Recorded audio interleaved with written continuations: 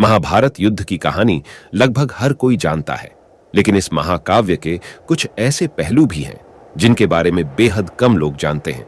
जैसे महाभारत युद्ध में भगवान श्री कृष्ण के ज्येष्ठ भाई बलराम क्यों नहीं शामिल हुए, जबकि इस महायुद्ध में देश विदेश की सेनाओं ने भाग लिया था। माना जाता है कि कौरवों के साथ कृष्ण की सेना समेत कई जगहों के योद्धा पांडवों के खिलाफ युद्ध किए।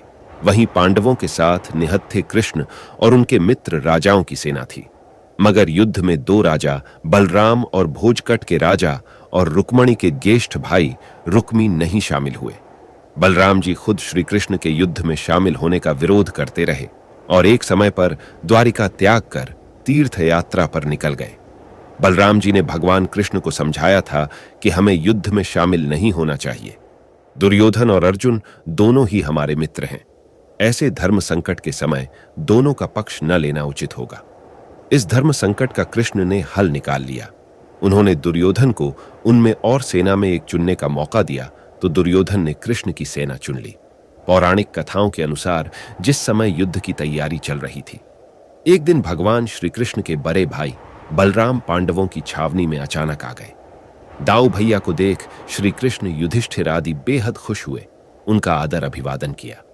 इसके बाद बलराम ने धर्मराज के पास बैठकर कहा कि मैंने कृष्ण को न जाने कितनी बार समझाया कि हमारे लिए पांडव और कौरव दोनों समान हैं। दोनों को मूर्खता करने की सूझी है तो हमें बीच में पड़ने की जरूरत नहीं है, मगर कृष्ण ने मेरी एक नहीं मानी। कृष्ण को अर्जुन के प्रति स्नेह इतना है कि वे कौरवों के विपक्ष में हैं, मगर अब जिस तरफ कृष्ण हो उसके विपक्ष में कैसे जाऊं? भीम और दुर्योधन दोनों ने ही मुझसे गदा सीखी है, दोनों ही मेरे शिष्य हैं, दोनों पर मेरा समान स्नेह है। इन दोनों कुरुवंशियों को आपस में युद्ध देखकर अच्छा नहीं लगता। मेरा इस समय तीर्थ यात्रा पर जाना ही श्रेयकर होगा। इतना कहकर बलराम चले गए। तो मित्रों, भगवान श्री कृष्ण के ज्येष्ठ भाई बलराम इसलिए युद्ध में नहीं शामिल हुए